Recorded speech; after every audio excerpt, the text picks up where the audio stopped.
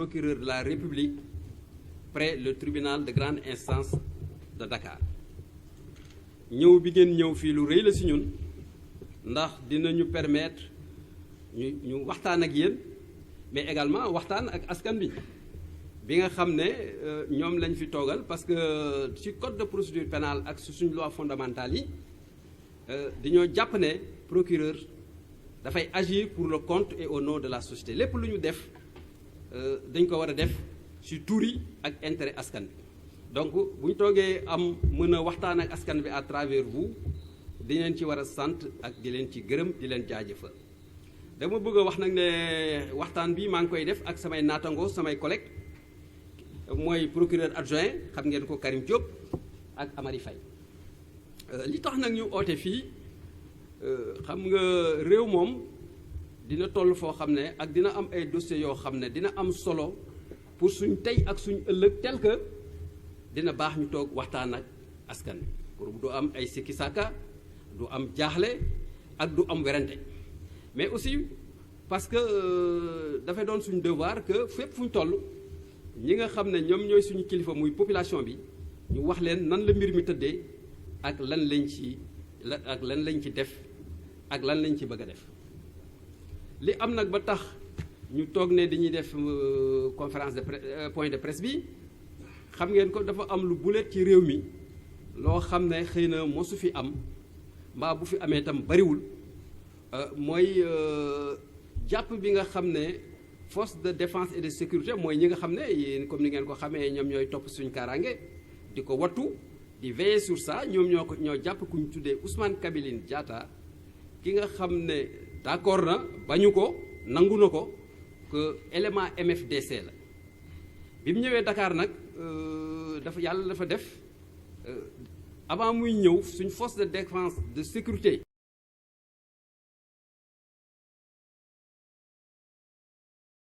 jógee Sindian pour ñëw Dakar jàpp bi nag yombul ndax laajoon na ay xarala yu bees yu taxaw jumtukaay yu am solo ci xarala yu bees yi laaj na aussi taxawaay bu mot sëkk ci enquêteurs yi gendarmerie ak force de sécurité yi nga xam ne ñun ñëpp amal nañ leen njukkal biñ ko repéré ci Sindian moom ak ñeneen ci bi seen biiri jëf seen biiri waxtaan ak seen biiri préparation pour ñu ñëw Dakar fekkee manifestation bu fi waroon am ñoom tam ñu jël seen motukaay di leen géolocaliser di ko géolocaliser ba mu jaar Kaolack jaar Mbour egsi Dakar ba yàlla def waa brigade de recherche jàpp ko après jox ko waa section de recherche de la gendarmerie li tax nag ñu taxaw comme ni ma ko waxoon dossier dina am solo pour réew mi am pour suñ tey pour ëllëg parce que en fait li nga xam ne moom lañ jàpp ne xëy na jàpp bi xaw na ko entravé mooy c'était des actes qui pouvaient peut-être mettre en danger la sécurité publique, l'ordre public et même la pérennité de nos institutions dañoo naroon yaakaar nañ ne bu ñu amul loon taxawaay bu baax ak bu ñu ci amul taxawaay bu mot sëkk mën na dem ba saafanteel sécurité dëkk bi saafanteeg institution donc loolu bu amee tam aussi c'est bon que nit ñi comme nit ñaa ngi jiixi jaaxa ki ñi di wax fii kii di wax suba nit ñi bëgg nañ xam ñu taxaw parce que yoon tax ko teg suñ dodd doonu loo xam ne da ngay tëb rek wax ko mais c'est la loi qui fait obligation au procureur de la République dans des conditions pareilles mu taxaw wax ak askan bi et loolu moo tey moo ñu fi indi li ñu bëgg a wax ci Ousmane Kabiline Diatta comme ni ñu ko waxee doon na koo xam ne dafa jàppoon pour ñëw fekkee manifestation yi moom la enquête bi ak renseignement yi wane te dañoo bëggoon profiter aussi ci circonstance trouble bu am ñu attaquer propriété yi attaquer biens yi def ay pillage def ay destruction yàlla nag def na xëy na loolu yëpp antuwul looloo tax comme ni ma koy waxee woon léegi ci français dañuy remercier les forces de sécurité pour leur vigilance leur promptitude et leur savoir-faire li ñu xam nag ci ngóor si mooy bi ñu ko jàppee ñëpp ñi nga xam ne waroon nañ daje Dakar dañoo tas ci biir Dakar ak ci biir Sénégal principalement à Dakar des enquêtes sont en train d'être menées ak xarala yu bees yi ak des renseignements avec les ressources humaines ressources techniques et numériques pour effectivement ñoom ñëpp ñu jàpp leen pour que fi ñu teg Ousmane Kabiline pour enquête bi procédure yu def ko pour ñu leen yóbbu leen tribunal ñu àtte leen comme effectivement ça doit se faire dans tout pays démocratique voilà. Ngor si nag bi ñu jàpp doon na koo xam ne boo xamee profil am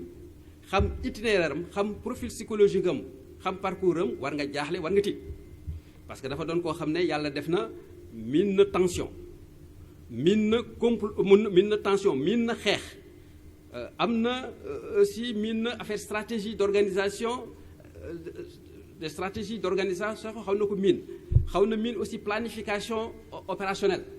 donc doon na koo xam ne wax dëgg Sall dafa doon combattant doon koo xam ne fépp fu mos a jaar ci Macky bi wane na ay preuves am wane na aussi ses preuves dans les capacités yi muy def pour organiser nit ñi mobiliser aussi nit ñi pour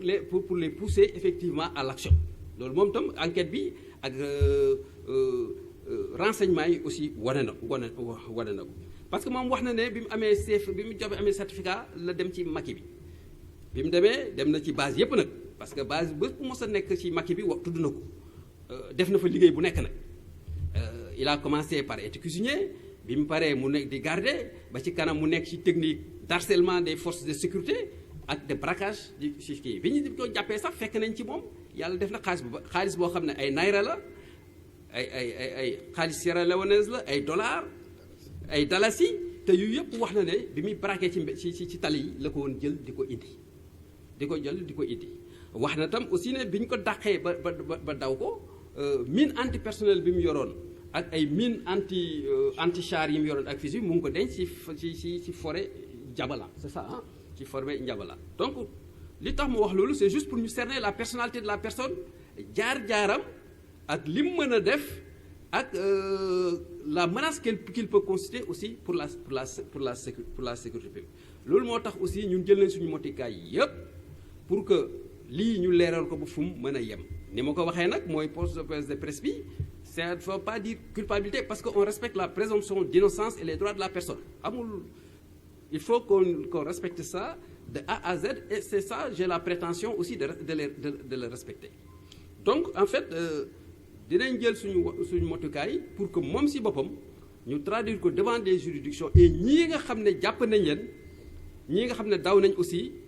on va mettre tous les moyens de l'État tous les moyens des forces de sécurité et de défense pour ñu jàpp leen fépp fu ñu mën a nekk pour ñu tànnee enquête bi tam war na wax toute personne boo xam ne nit koo xam ne tax nga ci ni A ni ci Z avec rebelle yi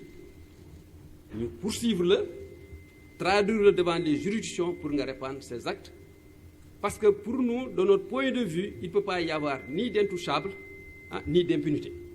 képp koo xam ne tax nga ci venue rebelle yi fii ci Dakar muy ni A ni Z de façon directe ou de façon directe notre devoir te dinañ ko sàmm mooy ñu fexe ba enquête bi leeral lépp ku ci tax ñu indil le tribunal àtte la comme il se doit dans un état démocratique qui respecte effectivement les droits de la défense mbokk yi donc loolu laa bëggoon wax ci gàttal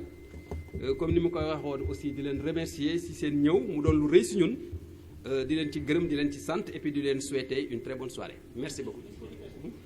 L'information judiciaire comme j'ai dit voilà. L'information judiciaire peut-être je vais vous renvoyer bon.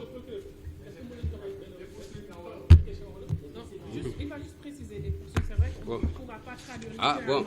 mais il va informer ça, monsieur le procureur. Bon, en fait, on va poursuivre pour atteinte à l'autorité de l'État. mooy képp ku bëgg a sayfaane autorité état bi ak institution état bi dinañ ko topp aussi ñu ngi topp Ngor si aussi parce que bokk na ci mouvement boo xam ne insurrectionnel li tubaab di wax insurrectionnel jàpp nañ ci aussi def na loo xam ne